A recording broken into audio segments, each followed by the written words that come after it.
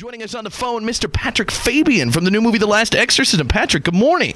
Hey, Big J, how you doing, man? Thanks for having me on. Hey, thanks for being on the show. We were just talking off the air, and you were talking about how beautiful Montana is. That was nice. Yeah, I had a chance to come through Bozeman years ago and go up through Whitefish, and it blew my mind. I mean, when they always said Big Sky Country, I was like, what are they talking about? And I got there, and I'm like, oh, they're talking about this big, beautiful sky. So some of the most gorgeous country I've ever been in. Well, thank you very much. What were you up in Bozeman and Whitefish for? Anything fun or just traveling through? Oh, you know what? I was there with a girl I was in love with at the time, and we took a little cross-country trek. Excellent. You got to love those trips with the girl of the moment. Yeah, so I still have the memories of Montana without the girl, which is actually the best way it should have worked out. Exactly. Erase her from those memories. We got some exciting stuff to talk about. The Last Exorcism. You play Cotton in the movie, Cotton Marcus, who's you're kind of the main dude in the film, right? Yeah, I mean, I am the exorcist in The Exorcism, so I'm really psyched about it. It's absolutely fun. I'm playing a guy who is going to be hanging up his cross.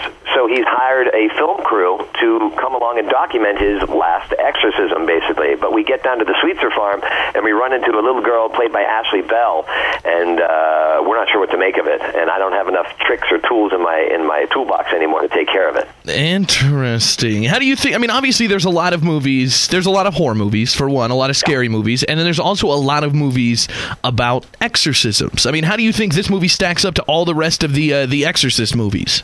Well, the great granddaddy of them all, The Exorcist, I think anytime you see that the first time, it's easily the scariest thing that you see. And this is not a sequel, and it's not in competition with that either. The only thing that has in similarities is that there's a holy man who's having a crisis, and there's a girl who may or may not be possessed. But the storytelling is very 2010.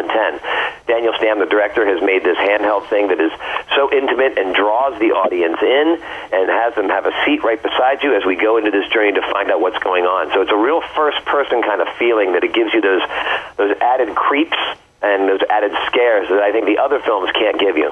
I see. So I agree with that too. I mean, there's old movies that I respect for the time, when they were certainly scary. But it's like, for some reason, I'm such a modern guy, when I'm into the modern TV and stuff. Those old movies just can't scare me as much, just because it's not as real to me. No, look, I love The Omen. The Omen was great, and but I don't feel like I'm in it. Yeah. And today with sitcoms and everybody's looking at the camera and talking to you, we're just all in our devices as well. So we're so used to that. So it's natural that the modern storytelling is going to use that, and I think it's used so effectively here. And there's been a couple of handheld things, but some of them have been really jerky, kind of like a 14-year-old on a six-pack of Jolt Cola. And this is not the case. You're not going to get sick. And it's one of those films where you're looking and you want to know what's around the corner. Oh, dun, dun, dun. And what do you think? I mean, sometimes for movies, you got to do some serious research. Did you do a lot of research of actual exorcisms and, what these people go through when they're performing exorcisms, or did you just read the script and do it? No, I did. There's stuff on YouTube to be had. There's a lot. There's a wealth of information right out there at your fingertips off your computer. And so I looked at some supposed, filmed ones, and there was recordings that I heard of exorcisms where there's these voices and whatnot, and then all of a sudden, this male, it's female, and then there's this unearthly sound that comes out, and it's truly creepy. And some of the books I read just scared the hell out of me late at night. Yeah, I can imagine that. What do you think, though? I mean, have you formed an opinion on exorcisms, whether you believe they're real or not? And has your opinion changed from before you signed onto this film and then after you did the research? Wow, I think the overall answer is I think there's evil in the world, and I certainly believe, I'm one of those people who believes like in spirits or ghosts or the other world, for lack of a better word.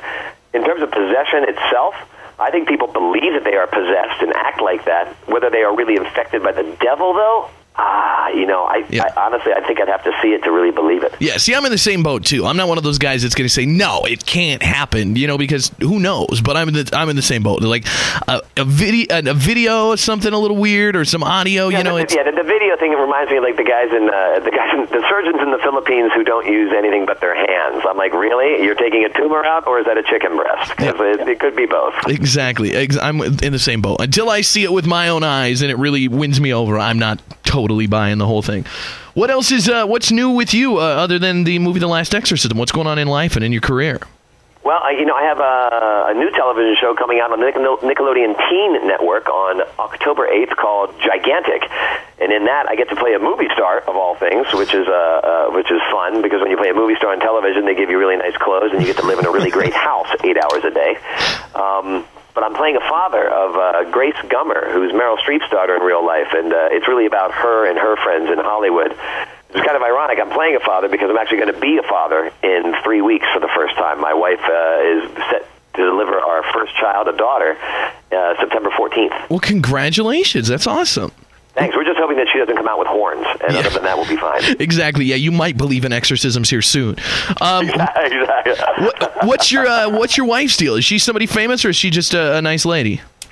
She's famous to me, and she's a nice lady. Yeah, her name is Mandy Steckelberg, and actually she's a singer-songwriter, comedian, and you can check her out on the web as well, MandySteckelberg.com, and she's got great CDs and funny comedy stuff and videos up on YouTube and all that sort of noise. Isn't it awesome? I'm such a huge fan of funny women. Isn't it nice when you can meet a lady that's funny like that? It's like, I'm the same kind of guy where you meet a lady and she's cool and she's nice, and then when she can make you laugh, it's like, that totally wins me over.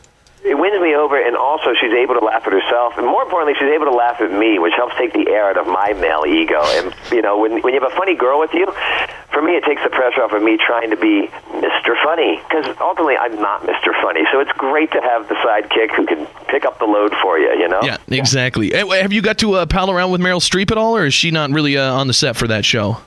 No, she's not. She's not. The only way I get to see Meryl is actually through her daughter's eyes, and her daughter certainly has a lot of the talent, without a doubt, that Meryl Streep has, but she's certainly her own girl on her own right. Although, if we go to second season, who knows? Maybe we're rope in for a special guest star. Exactly. That's what I'm thinking. I mean, those shows, like these shows for young people, really can do huge things.